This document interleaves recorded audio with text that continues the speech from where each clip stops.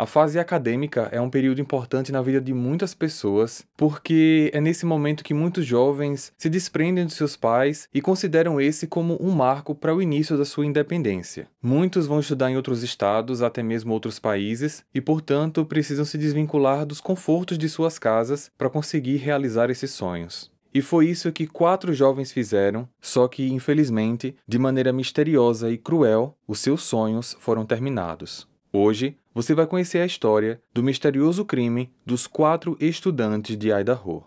Olá, misteriosos! Bem-vindo de volta ao Arquivo Mistério, mas se você for novo aqui no canal, se inscreva e ative o sino para receber notificação sempre que um novo caso for lançado. Não esquece de deixar o seu like e o seu comentário, porque essas ações ajudam muito no crescimento do projeto. E eu tenho um recado diferente para dar para vocês hoje. O Arquivo Mistério, em parceria com a loja, acaba de lançar a primeira coleção de camisetas do canal. Além disso, a partir de hoje e até o dia 9 de janeiro, quem usar o cupom MISTÉRIO10 vai ganhar 10% de desconto. O link está aqui na descrição e eu convido vocês a conhecerem a nossa primeira coleção. Recados dados, vamos ao caso de hoje.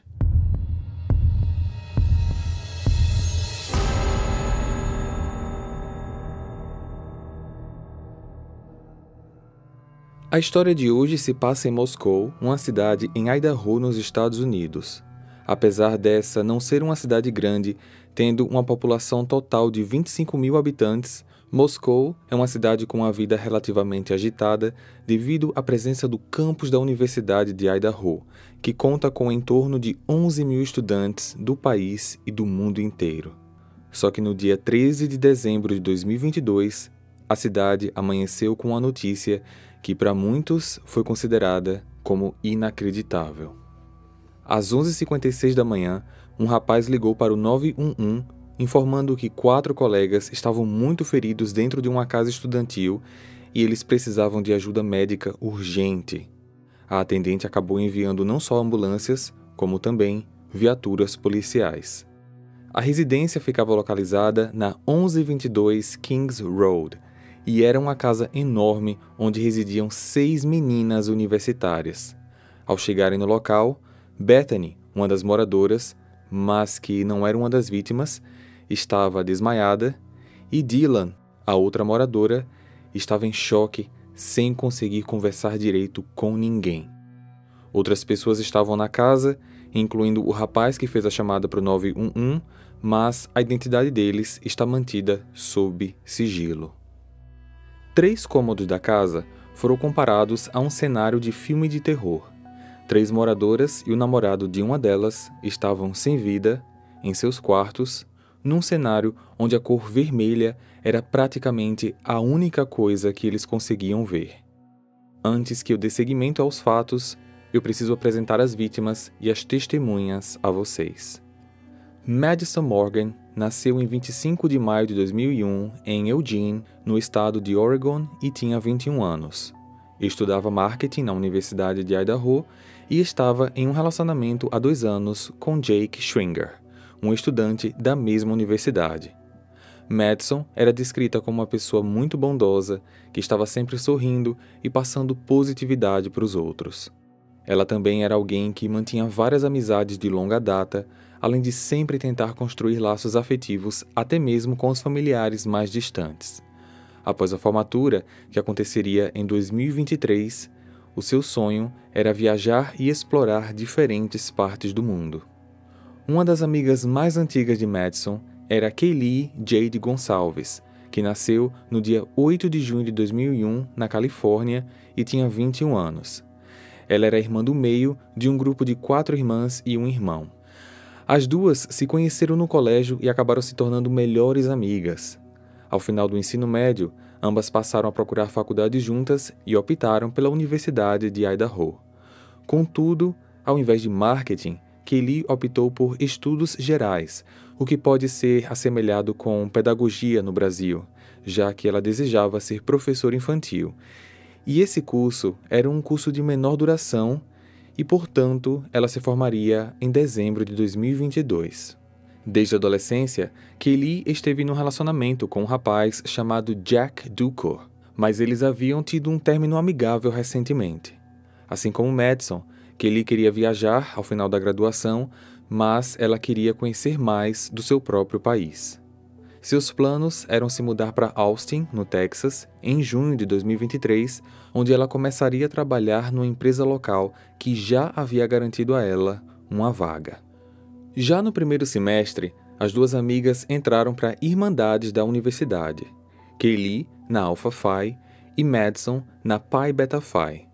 Irmandades e fraternidades são instituições sociais e acadêmicas operadas pelos próprios estudantes em universidades populares dos Estados Unidos. Irmandades para as mulheres e fraternidade para os homens. Em alguns casos, os alunos moram em casas pertencentes às próprias associações, que normalmente ficam fora das universidades, e, para ser aceito, o aluno tem que ter frequência nas aulas, notas na média, sem reprovações ou desistência do curso, e devem servir à comunidade de maneira geral, incluindo trabalhos sociais e/ou educacionais. Existem outros objetivos internos que beneficiam os próprios estudantes, como posições favoráveis no mercado de trabalho, quando, às vezes, associados anteriores que já se formaram podem indicar posições nas empresas em que trabalham. Isso não é garantia, mas o apoio entre os internos continua mesmo após a formatura de alguns deles. Foi no segundo ano da Irmandade que Madison conheceu Zeina Kernodle. Zeina nasceu em 5 de julho de 2002, em Idaho, tinha 20 anos e também estudava marketing. Ela tinha uma irmã e um irmão. Quando criança e adolescente, treinava ginástica olímpica quase todos os dias e sempre teve boas notas. Devido ao seu excelente desempenho escolar e esportivo, Zeina ganhou uma bolsa integral na Universidade de Idaho. Ela é descrita pelo seu pai como uma garota muito determinada e independente. Inclusive, uma das coisas que ela mais gostava da vida universitária era a independência que ela havia conseguido. Como as irmandades e fraternidades normalmente não aceitam que casas sejam compartilhadas com pessoas do sexo oposto, algumas até proíbem visitas, as três procuraram uma casa para dividir onde elas poderiam estabelecer suas próprias regras.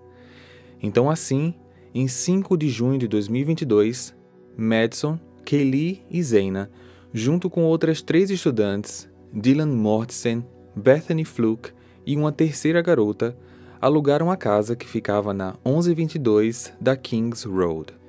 Essa terceira garota não teve o nome revelado porque no dia em que o caso aconteceu, ela estava fora da casa, estava viajando, não é considerada como suspeita, mas conseguiu manter seu nome em sigilo para não ter que lidar com a imprensa e a opinião pública. O imóvel é outro ponto importante a ser observado para que vocês possam, de alguma maneira, entender ou até mesmo se questionar mais ainda, como tudo aconteceu. Então, eu vou explicar os andares da casa conforme as plantas que foram publicadas. O imóvel foi construído num terreno íngreme, onde o térreo fica na parte baixa do terreno. O primeiro andar, que é a parte maior da casa, fica sobre o andar do térreo e sobre a parte alta do terreno. E o segundo andar fica apenas sobre a área construída na parte alta do terreno.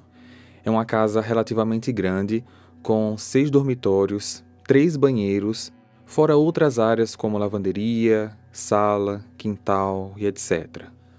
A porta principal da casa, a do térreo, tem fechadura com senha eletrônica.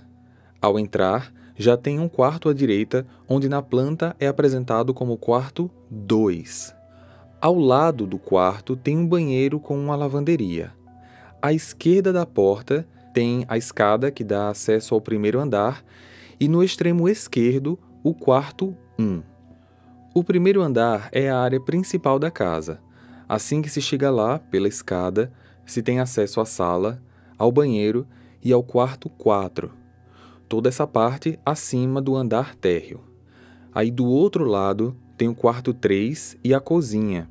Cozinha essa com acesso à área externa da casa, já na parte mais elevada do terreno, sendo que existe uma porta de acesso à casa através da cozinha e essa porta não tem fechadura eletrônica. Ou seja, era possível entrar na casa tanto pelo térreo como pelo primeiro andar. Para o segundo e último andar da casa, existe uma outra escada que não é uma continuação daquela que vem do térreo. E nesse último andar, tem mais 2 quartos e um banheiro. Os quartos 5 e 6. A divisão dos quartos entre as meninas ficou da seguinte forma. Dylan e Bethany ficaram no térreo. No primeiro andar, a outra estudante, que está com o nome sob sigilo, ficou com o quarto 3. Zaina ficou com o quarto 4. E as 2 amigas de infância, Madison e Kaylee, nos quartos 5 e 6 do segundo andar. Então, assim, fora das dependências da Irmandade, elas tinham as próprias regras, claro, né? Como organização, compras, limpeza, e assim conseguiram o que mais queriam, liberdade. Por exemplo, Kaylee tinha um cachorro chamado Murphy, que era dela e do ex-namorado Jack, mas que, com o término do relacionamento, o cachorro ficou com ela, coisa que ela não poderia ter nas dependências de uma irmandade. E além disso, as amigas tinham nessa casa a coisa principal, que era o não impedimento para visitantes. Todas se conheciam e todas conheciam os amigos das outras, então esses amigos e principalmente os respectivos namorados, quando o caso, frequentavam o local e todos se davam muito bem. Em relação aos namorados, como já citado, Kaylee tinha recentemente terminado um relacionamento, mas Madison estava há 2 anos com o Jake e a Zaina também tinha um namorado, Ethan Chapin. Ethan nasceu em 28 de outubro de 2002, tinha 20 anos, era trigêmeo, com um irmão e uma irmã. Os 3 frequentavam a mesma universidade e tinham uma relação muito próxima entre si. De acordo com a mãe deles, Stacy, todos escolheram a Universidade de Idaho por ser um campus numa cidade pequena, bonita e com um sistema de irmandades e fraternidades muito vigente. A família inteira era muito fã de esportes, o que inclusive norteou a escolha do Ethan para sua graduação, Educação Física. Ele fazia parte de uma fraternidade chamada Sigma Chi. Familiares e amigos próximos descreviam Ethan como alguém que iluminava qualquer ambiente que entrava. Era muito gentil e sabia fazer todo mundo sorrir. Ele e Zaina começaram a namorar poucos meses antes, na primavera de 2022, e segundo seus amigos, eram perfeitos um para o outro. No dia 12 de novembro de 2022, um sábado, Ethan estava na casa com as meninas. Todos passaram a tarde fazendo o que muitos jovens na idade deles fazem, comendo besteira, rindo e postando fotos e vídeos em suas redes sociais. No final da tarde, Kaylee fez sua última postagem no Instagram com uma foto de todos eles juntos, usando a seguinte legenda: "Menina de sorte por viver cercada por essas pessoas todos os dias."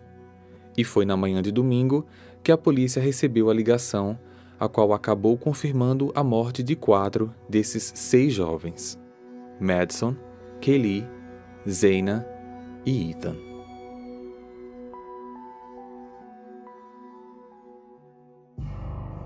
Durante as investigações, a polícia fez uma linha do tempo da tarde do sábado até a manhã do domingo e o que foi descoberto foi o seguinte: o grupo de amigos se dividiu durante a noite para pontos diferentes da cidade.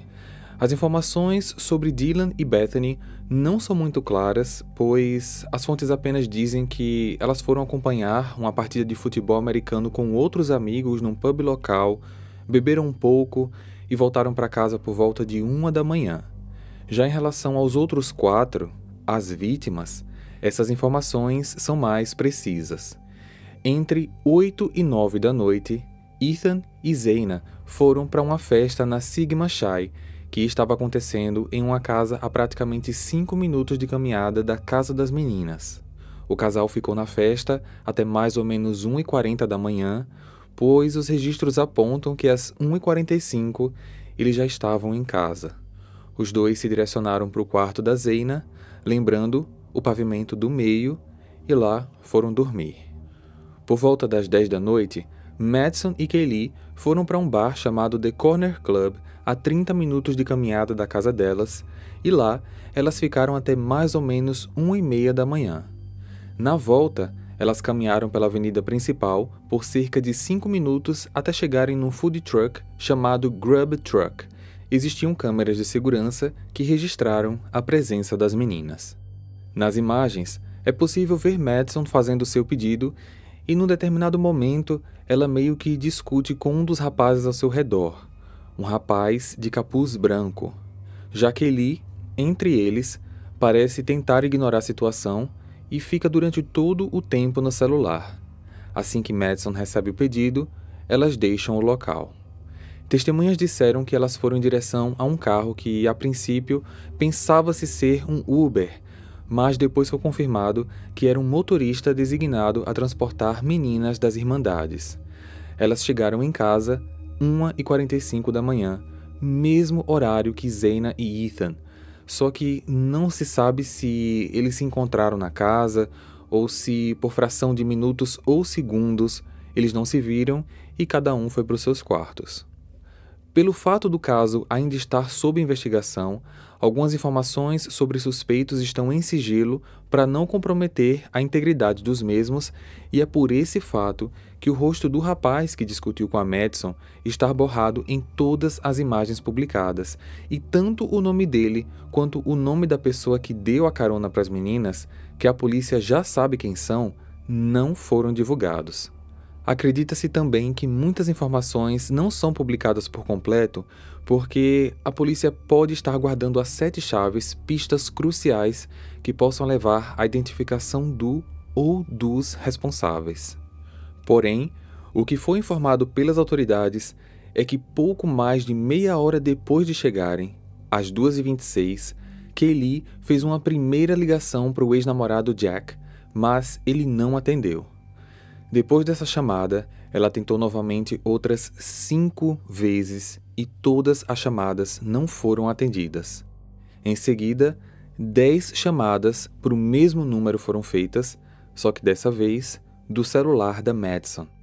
Por fim, o celular da Kaylee voltou a fazer uma última chamada às 2h52. Ou seja, durante 26 minutos, 17 chamadas não atendidas foram feitas. Ao acordarem na manhã seguinte, Dylan e Bethany passaram a manhã na casa, só que, conforme as horas foram se passando, ninguém se levantava. A casa das meninas, que raramente era silenciosa, naquela manhã parecia um deserto. 2 amigos chegaram ao local, um rapaz e uma menina, e assim que chegaram, Dylan e Bethany foram acordar as amigas para avisar que as visitas já tinham chegado, e foi aí que o silêncio foi quebrado com gritos desesperadores. As meninas se depararam com os corpos de Madison, Kaylee, Zeina e Ethan naquele cenário assustador. Foi esse amigo que ligou para o 911, já que a outra visita e as outras 2 moradoras estavam em choque. Dylan e Bethany não tinham um arranhão sequer. Elas passaram por um rápido atendimento psicológico e foram para a delegacia prestar depoimentos.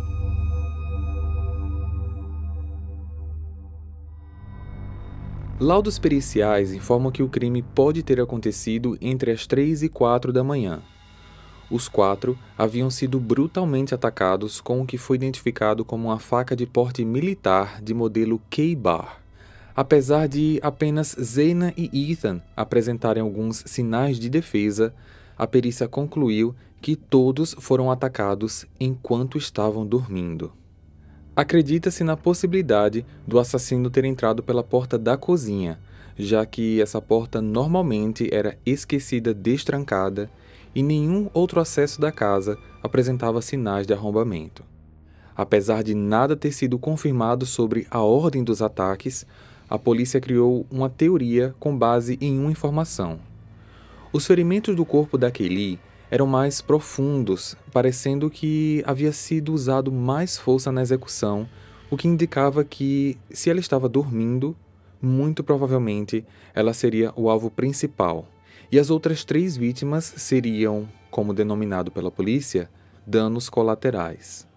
Com o auxílio do FBI, a polícia do estado de Idaho conseguiu reunir 113 evidências físicas, aproximadamente 4.000 fotografias da cena do crime e pouco mais de 150 entrevistas ou interrogatórios foram realizados. Através de todo esse processo de investigação, a polícia já descartou como suspeitos qualquer uma das estudantes que moravam na casa, como também os amigos que chegaram naquela manhã. Também foi descartado como suspeito o Jack, o ex-namorado da Kaylee, para quem as meninas tinham ligado 17 vezes na noite anterior.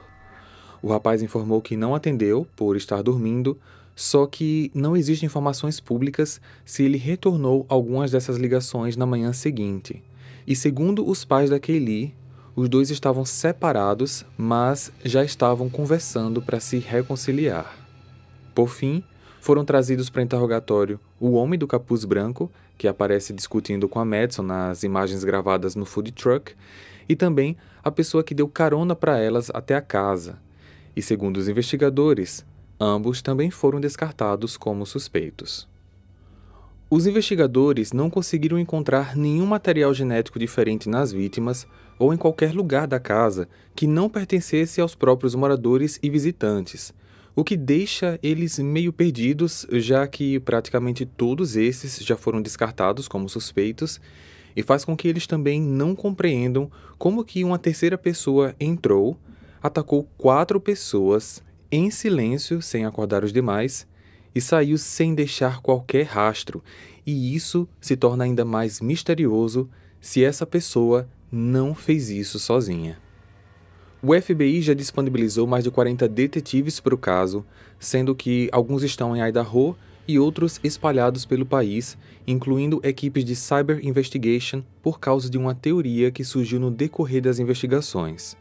Surgiu um rumor na internet de que Kaylee tinha um stalker, e essa informação meio que foi confirmada pelo pai dela, que disse que a filha comentou com ele uma vez que ela acreditava estar sendo vítima de um stalker. Apesar de ainda não terem encontrado nada, a polícia continua investigando essa situação. No dia 10 de dezembro, quase um mês após o crime, as autoridades identificaram em imagens de segurança um carro branco de modelo Hyundai Elantra 2011 a 2013, dirigindo perto da casa entre as 3 e 4 da manhã, exatamente no horário em que o crime aconteceu. Não foi possível identificar a placa do veículo e, portanto, a polícia pediu para todos os comércios e estabelecimentos locais as imagens das câmeras de segurança para que eles pudessem tentar identificar esse veículo. 3 dias depois, o gerente de um posto de gasolina entregou às autoridades algumas imagens capturadas na madrugada do dia 13, a madrugada do crime, onde um Hyundai Elantra, de cor branca, estava correndo em alta velocidade pela área. O material ainda está em análise por especialistas. Agora, misteriosos, eu vou fazer aqui uma coisa que eu nunca fiz em nenhum outro caso do canal até hoje: criar uma teoria. Mas isso vai ser em relação ao que pode ter acontecido lá dentro. Essa minha teoria não inclui quem nem o motivo, até porque ainda não temos informações suficientes para isso. Então, eu só vou compartilhar essa teoria porque, como o caso é novo, existem muitas perguntas que ficaram na minha cabeça, mais do que o normal, do que quando eu faço outros casos, e para tentar responder algumas delas, eu gostaria de também pedir a opinião de vocês. E essa teoria vai levar muito em consideração a planta da casa, por isso que eu pedi que vocês prestassem atenção quando eu expliquei sobre os cômodos. Vamos levar em consideração algumas coisas também. Primeiro, que a pessoa entrou pela porta dos fundos. Segundo, essa pessoa não conhecia o imóvel por dentro. Terceiro, não fez barulho e não acendeu as luzes. E quarto, o criminoso provavelmente estaria procurando pela Kaylee. Então, conforme o que eu acredito, já na cozinha, ele teve acesso ali ao primeiro andar da casa e foi direto ao quarto 3. E como ele estava vazio, ele foi para o outro quarto do mesmo andar, no caso, o quarto 4, que era o quarto da Zeina. Lá, ele viu que tinha alguém na cama e atacou. Sem perceber que eram 2 pessoas ali, o criminoso acabou tendo que revezar em atacar o casal e por isso que apenas eles apresentavam alguns sinais de defesa, porque enquanto estava atacando um, o outro teria tempo de tentar fazer alguma coisa. Mas imagine que eles estavam dormindo, né? E acordaram naquela situação e não tinham muito o que fazer. Depois, essa pessoa foi ao segundo andar e o quarto mais próximo que tinha da escada era o quarto 6. Ele entrou, viu que tinha alguém e atacou. Só que esse provavelmente era o quarto da Madison. Assim que ele percebeu que não era quem ele estava procurando, foi ao outro quarto do mesmo andar e lá encontrou a Kelly. Acredito eu que depois de atacar e perceber que achou quem ele queria, foi que essa pessoa atacou novamente, impregnando mais força para descontar possivelmente a raiva que ele tinha. Após isso, ele foi embora sem precisar descer ao térreo, o que talvez pode ter sido a sorte, por assim dizer, da Bethany e da Dylan, porque se essa pessoa tivesse escolhido primeiro descer o andar, muito provavelmente todos da casa seriam atacados. Como eu falei, essa é a minha teoria no que diz respeito ao que pode ter acontecido lá dentro, e eu gostaria muito de saber a opinião de vocês. Se vocês acham que essa linha de raciocínio faz algum sentido, ou se por acaso vocês têm alguma outra versão, deixe sua opinião nos comentários e vamos conversar um pouco mais sobre esse assunto até que informações oficiais sejam publicadas. Com o avanço da tecnologia, com a quantidade de redes sociais e de canais como este focados em true crime, não fica difícil encontrar informações e interpretá-las cada um do seu jeito, e muitas vezes é aí que pode morar um problema. A polícia americana diz que de alguns anos para cá vem usando parte das redes sociais para investigação e que a participação do público ajuda muito, mas pediram que tomem cuidado com rumores, especulações e principalmente as falsas acusações que indicam pessoas que podem acabar sendo vítimas da opinião pública.